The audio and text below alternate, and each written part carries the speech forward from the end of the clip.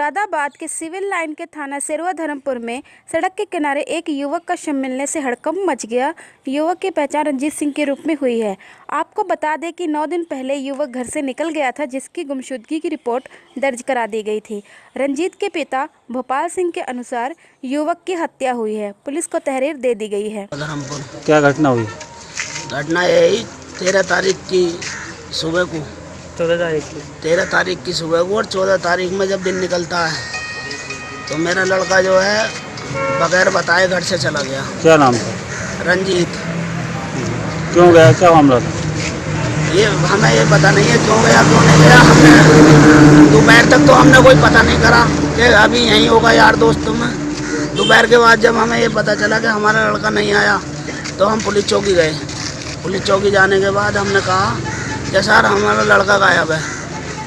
तो दरोगा जी बोले कहना चल ठीक है, लड़का गायब है तो गुमशुदगी की रिपोर्ट लिखवा दे। हम सिविल लाइन थाना चले गए गुमशुदगी की रिपोर्ट लिखवाने के लिए। उन्होंने एप्लीकेशन ले ली। एप्लीकेशन लेने के बाद बोले जाओ तुम घर को चले जाओ। फिर दरोगा जी ने हमें बुलाया, बोले भाई ऐसा किसी लड़की उड़की से चक्कर तो ना था। मैंने सर ये काम हमारा नहीं है, हमें तो पता नहीं आज तक, और ना ही लड़के का ऐसा कोई बात हुई हमारी आज तक। तो बोला कि चलो मैं पता निकालता हूँ। कहाँ के रहने वाले? सेरुआ धर्मपुर। क्या मामला है? वो मेरा भाई है रंजीत, 14 तारीख से गायब है। सुबह 6-7 बजे से हम उसे ढूंढने गए तो हमें वो कहीं पुलिस वालों ने बोले कि हो की लोकेशन निकल रही है रेल लाइन की, तो उन्होंने उधर ढूंढा हमने सब जनों ने तो नहीं मिला। लेकिन उनके घर से लड़की संपर्क मिला के लड़की के संपर्क है, तो उनके घर से लड़की को उठाया और उसके भाई को उठाया। तो पूछताछ हुई तो वो उन्होंने मना कर दी। उसकी माँ भी आई थी लड़की की। अच्छा, आज कैसे पता चला? आज ऐसे पता चला कि 22 तारीख में जो है बोले कि इन्होंने पुलिस वालों ने कही, बोले साहब आज हम तुम्हें लोकेशन पूरी दे देंगे निकाल के। 8 बजे कॉल डिटेल पे नंबर आ गए उनके। 3 नंबर आए थे, तीनों लड़की के घर के थे। तो जो तीनों घर के लड़की को उठाया, लड़की के भाई को, उसके बाप को उठाया। तीनों जनों पे उन पर मार फेरी।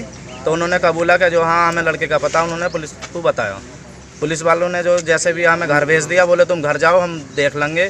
फिर उन्होंने 12 बजे भेजने के बाद फिर 2 बजे फिर बुलाया, बोले आ जाओ तुम्हारे लड़के का पता चल चुका है। जो जगह एक पिस्टन मिली लोड और उसके खोपड़ी में गोली लगी हुई मिली और मोबाइल मिला एक, बाकी जूते वूते मिले, बाकी लाश बिल्कुल बेकार हो चुकी थी। क्या मानते हैं आप उसको हम मर्डर मानते हैं। और इसमें चाहते क्या सर, जिसने ये काम करा उसे बहुत सजा, कैडी से कैडी सजा। 302 का मुकदमा, वो तो सबको दिखता है, सभी इस चीज़ को समझते भी हैं। पिस्टन लोड और गोली लगी हुई सिर में और एक उसमें लोड है और तीन और इनके घर को बुलाए हुए, घर बुला के जब ये काम करा हुआ सर। तो इसमें पुलिस तफ्तीश कर रही थी। बाद में एक इसके घर से डायरी भी प्राप्त हुई थी, जिसमें इसने अपने बैंक डिटेल्स के बारे में बताया था। ये भी लिखा था कि मेरे जाने के बाद आपको क्या क्या करना है।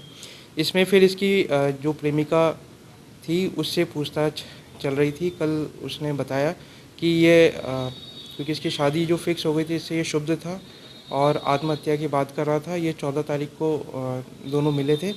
इसने दोनों को खुदकुशी करने के बारे में बात करी। इसके पास एक तमंचा था, उस तमंचे से इसने अपने आप को गोली मारी। उसके बाद लड़की को भी गोली मारनी थी। इसने तमंचा चलाने का प्रयास किया बट इससे चल नहीं पाया और उसके बाद वो वहाँ से चली आई। इसकी बातों जो इसने बात बताई उसके आधार पे जिस खेत में इसने बताया था वहाँ पे खेत में गए तो वहाँ पे लड़के का शव बरामद हुआ। तुरंत फॉरेंसिक टीम को बुलाया गया, विधिक कार्रवाई की गई। मौके से एक तमंचा, एक खोखा और एक जिंदा कारतूस भी बरामद किया गया है। विधिक कार्रवाई करी जा रही है।